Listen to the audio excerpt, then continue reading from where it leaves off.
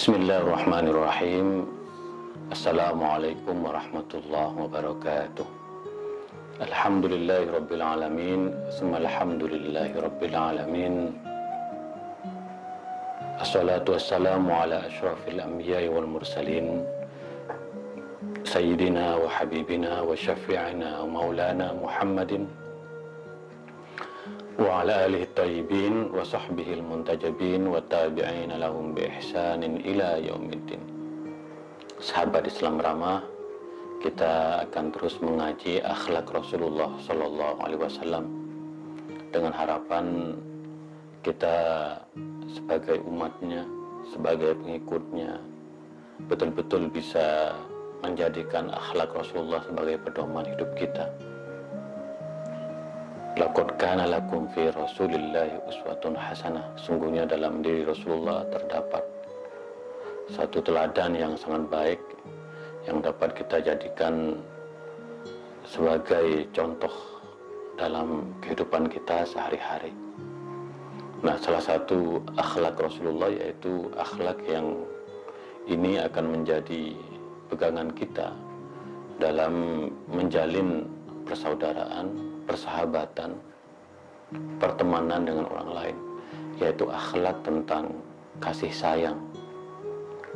Nah, kita tahu bahwa di dalam Al-Quran disebutkan wa ma arsalnaka illa rahmatan lil alamin, dan sungguhnya kami tidak mengutus kamu wahai Muhammad kecuali sebagai rahmat bagi semesta alam.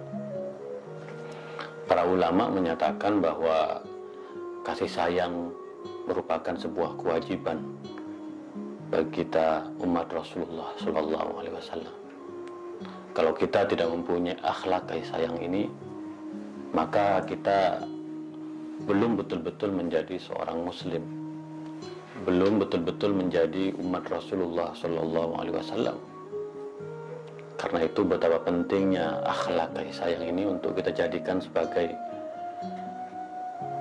fundamen, sebagai kunci keberhasilan kita dalam merajut kehidupan di antara sesama manusia, baik dalam konteks sesama muslim maupun dalam konteks sesama warga negara bangsa dan manusia secara lebih luas. Nah, kasih sayang sendiri dalam bahasa Arab tadi disebut rahmah. Rahmah itu artinya adalah ro'fah al-lutfu, yaitu kelemah lembutan dalam diri kita, sesuatu yang lahir dalam diri kita yang kemudian diekspresikan dalam bentuk cinta dan kasih sayang kepada sesama. Innama ana nabiyyur rahmah. Rasulullah bersabda, sungguhnya aku adalah nabi yang membawa kasih sayang, yang membawa rahmat kepada semua umat, bahkan bagi semua semesta alam. Nah, di sini terus menjadi pegangan bagi kita, karena sungguhnya kasih sayang Rasulullah yang terus disampaikan kepada kita itu bersumber dari Allah. Allah sendiri mempunyai sifat Ar-Rahman Ar-Rahim, yang maha kasih, yang maha penyayang.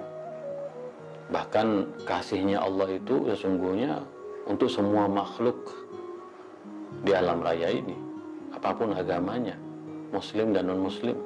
Maka para ulama menafsirkan Ar-Rahman bahwa kasih sayang Allah itu untuk semesta alam. Maka kita lihat umat agama-agama yang lain juga menebarkan kasih, bangsa-bangsa yang lain juga menebarkan kasih. Nah, kemudian Ar-Rahim, seperti yang sering saya katakan bahwa Allah mengutus Nabi Muhammad sebagai Nabi kasih sayang. Maka kita umat Islam beruntung karena kita mempunyai Nabi utusan Allah yang secara khusus mendapatkan mandat untuk menebarkan kasih sayang kepada seluruh umat manusia dan semesta alam. Maka Rasulullah merupakan teladan yang sangat luar biasa bagi kita semua. Kasih sayang Allah, kasih sayang Rasulullah itu melimpah bagi kita. Bahkan terhadap hewan, Rasulullah, barang siapa yang menelantarkan kucing mati karena kelaparan, maka dia akan diazab. Tapi kita juga harus ramah kepada hewan. Ketika Mu'adz bin Jabal menjadi imam sholat, lalu dia membaca surat-surat panjang, sehingga apa yang dilakukan oleh Mu'adz bin Jabal itu memberikan dampak bagi orang-orang yang sudah sepuh. Maka Mu'adz bin Jabal ditegur oleh Nabi Muhammad, karena agama dibangun di atas kemudahan, bukan di atas kesulitan. Bahkan kasih sayang Rasulullah itu luar biasa. Kalau kita melihat banyak hadis-hadis yang menjelaskan kalau ada hujan yang deras yang menyebabkan jalanan becek, licin, ya kan? Maka ya kita bisa sholat di rumah. Maka para ulama mengatakan di tengah COVID ini sesungguhnya kenapa kita dianjurkan, diperintah untuk sholat di rumah, baik itu sholat Jumat dan sholat yang berjamaah, karena itulah bentuk kasih sayang Islam, kasih sayang Rasulullah terhadap umatnya, memberikan keringanan-keringanan. Karena ada kaidah yang berbunyi darul mafasid muqaddamun ala jalbil masoleh, bahwa kita diperintahkan untuk meninggalkan hal-hal yang dapat menimbulkan kerusakan. Kita tahu masih wabah masih tersebar di mana-mana, sehingga bentuk kasih sayang Rasulullah terhadap kita agar menjauhi seluruh yang bisa menimbulkan mara bahaya. La doror wa la diror, tidak berbahaya bagi kita dan tidak membahayakan orang lain. Bahkan dalam konteks wabah, Rasulullah bersabda kalau seandainya kita tinggal di sebuah wilayah dan di wilayah itu terdapat wabah, maka kita tidak boleh keluar dari wilayah, karena dikhawatirkan menyebabkan penularan. Begitu pula kalau di sebuah wilayah ada wabah, kita dilarang untuk mendatangi wilayah tersebut. Nah, disinilah kemudian kasih sayang dalam Islam itu luar biasa, karena kata kuncinya adalah hifdzun nafas, menyelamatkan jiwa. Karena bagaimanapun menyelamatkan jiwa itu merupakan sesuatu yang fundamental di dalam Islam. Dan di dalam Al-Quran disebutkan warahmati wasi'at kulla syai', sungguhnya rahmatku kata Allah melimpah.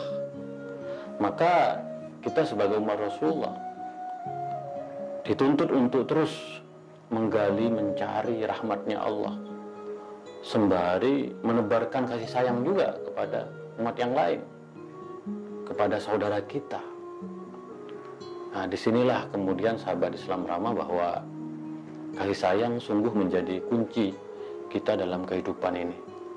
Kalau kita betul-betul mampu menebarkan kasih sayang kepada sesama, maka kita akan menjalani kehidupan ini dengan nyaman dan tenang. Dan pada akhirnya yang merasakan kasih sayang ini juga akan bisa menebarkan kasih sayang kepada orang lain.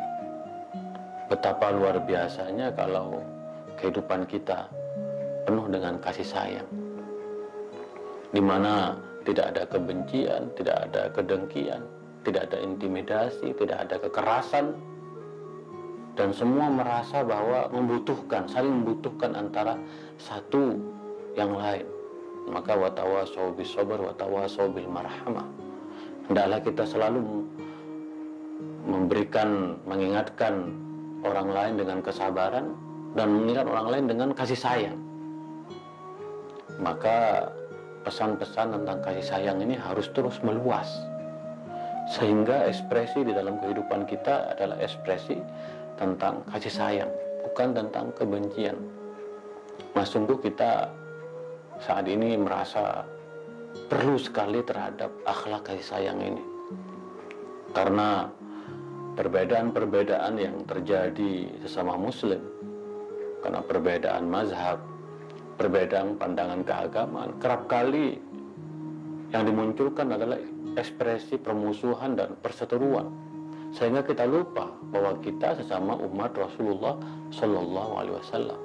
Kiblat kita sama, Tuhan kita sama, Nabi kita sama, kitab suci kita sama.